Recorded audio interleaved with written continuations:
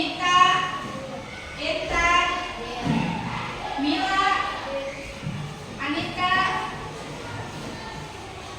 udah ya. Yang udah hadir berarti cuma Azka ya. Oke, kenapa Azka sakit? Iya sakit ya. Mudah-mudahan semoga diberikan Azka. Oke, di sini anak-anak sekalian kita akan membahas tentang hari kiamat. Ya. Apa itu hari kiamat? Hari kiamat dibagi menjadi dua bagian, yaitu kiamat kecil dan kiamat besar. Apa itu kiamat kecil? Disebutnya kiamat sugro, dan kiamat besar disebut dengan kiamat kubro. Ya, paham? Kiamat kecil disebut dengan kiamat apa? Sugro. Kalau kiamat besar disebut dengan apa? Kubro. Kita ingin tahu pengertiannya itu seperti apa? Kiamat sugro adalah hancurnya sebagian yang berada di muka bumi. Contohnya yang pertama kematian, yang kedua banjir, tsunami, dan masih banyak yang lainnya. Seperti gunung meletus juga, banjir ya. Untuk yang kedua yaitu kiamat kubro. Kiamat kubro itu apa? Hancurnya alam semesta beserta isinya. Jadi kalau kiamat kubro terjadi, seluruh kehidupan di muka bumi ini akan hancur. Tidak ada satu makhluk hidup pun yang bisa hidup melawan takdirnya Allah tersebut. Kiamat kubro, seluruh makhluk itu akan hancur, termasuk kita sebagai manusia akan menjadi hancur.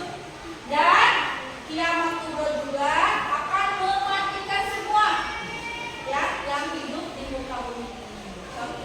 Dan seperti iblis juga akan meninggal ya. Di sini kita bisa dilihat ya. Di sini ada gambar tentang gambaran ya, ilustrasi ya tentang hari kiamat. Jadi kita tidak tahu sebenarnya hari kiamat itu seperti apa yang terjadi sebenarnya. Ini adalah hanya sekedar gambarannya anak-anak ya. Lalu ibu akan sini ya. Nah, di sini ada alur hidup manusia, ya tidak? Alur hidup manusia. Kita belajar dari alur hidup manusia terlebih dahulu ya. Yang pertama manusia dikandung di dalam kandungan terus selama 9 bulan. Lalu lahirlah seorang anak. Nah, seperti kalian lihat di sini, bayi kan? Bayi bisa apa? Tidak bisa apa? Apa? Lalu selanjutnya setelah bayi ada lagi di sini ya. Kalian bisa lihat.